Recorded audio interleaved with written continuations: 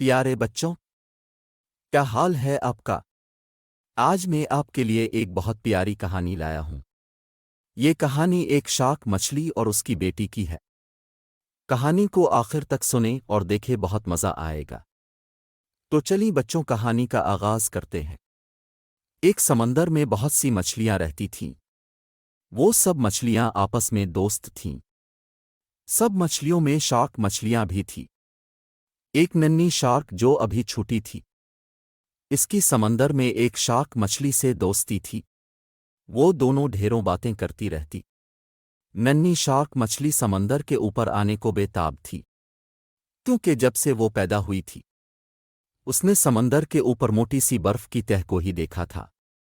جب بھی وہ سمندر کے اوپر آنے کی کوشش کرتی تو برف باری کی وجہ سے سمندر کے اوپر موٹی برف کی تہ بنی ہوتی۔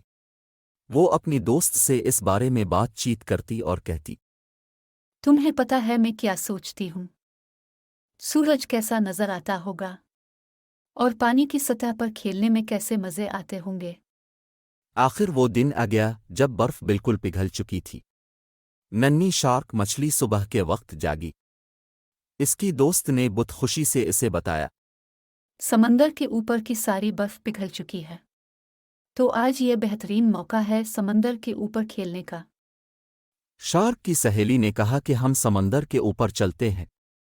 ننھی شارک بولی کہ اگر واقعی ایسا ہے تو چلتے ہیں۔ ہاں، میں بھی یہی دیکھ رہی کہ برف پگھل چکی ہے۔ آج ہم اپنا خواب پورا کرتے ہیں۔ اپنی سہیلی کے ساتھ سمندر کی سطح پر نکلنے ہی لگی تھی، تب اس کی والدہ نے تاکید کی کہ زیادہ دیر اوپر نہ کھیلنا اور احتیاط لازمی کرنا۔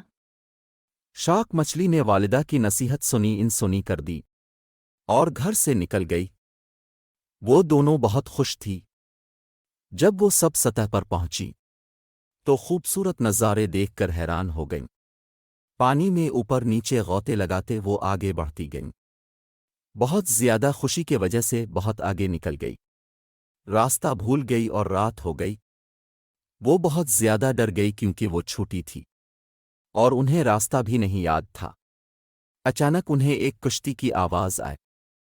وہ ڈر کے ایک جگہ ہو گئی۔ انہیں معلوم نہیں تھا کہ یہ کشتی مچھلیاں پکڑنے آئی ہے۔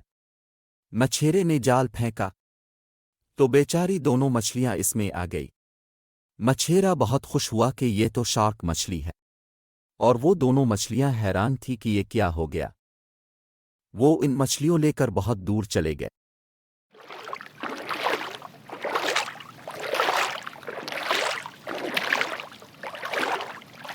یہاں تک کہ صبح ہو گئی اور وہ سمندر کے کنارے آ گئے۔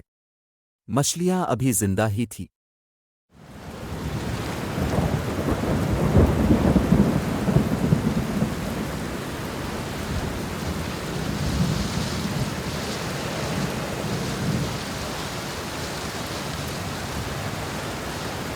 مچھیرے نے ان مچھلیوں کو ایک ٹرک میں پھینک دیا۔ اس ٹرک پہلے ہی بہت مچھلیاں تھیں جو کہ مر چکی تھی۔ ابھی اتنا حادثہ ہونا ہی تھا کہ ایک عقاب آیا۔ اس نے کچھ نہ دیکھا اور ننھی شارک کو پکڑ لیا۔